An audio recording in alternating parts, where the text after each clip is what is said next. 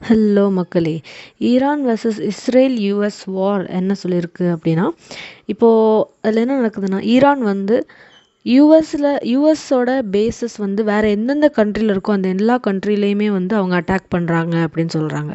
So அந்த மாதிரி பார்க்கறதுல அவங்க யுஎஸ் பேஸஸை தவிர வேற ஒரு கண்ட்ரியோட பேஸஸையும் அவங்க அட்டாக் பண்ணுறாங்க அப்படின்னு சொல்கிறாங்க. ஸோ அது வந்து வாண்டடாக அவங்க அட்டாக் பண்ணல. அவங்கள வந்து யுஎஸ் கூட அவங்களுக்கு ஒரு டைப் இருக்குது. ஸோ அதனால அவங்க வந்து அந்த கண்ட்ரிஸையும் அவங்க அட்டாக் பண்ணுறாங்க. ஸோ அதனால இப்போ அவங்க எந்த நேஷனோடைய பேஸ் அட்டாக் பண்ணுறாங்களோ அவங்களும் வந்து இப்போ யுஎஸ்க்கு சப்போர்ட் பண்ணுறாங்க அப்படின்னு சொல்கிறாங்க. ஸோ இந்த வார் வந்து இன்னும் ரொம்ப சீரியஸாக வாய்ப்பு இருக்குது. இப்போ வந்து அது கான்ஃப்ளிக்ட்லேருந்து வாருக்கு மாறி இருக்குது அப்படின்னு சொல்கிறாங்க.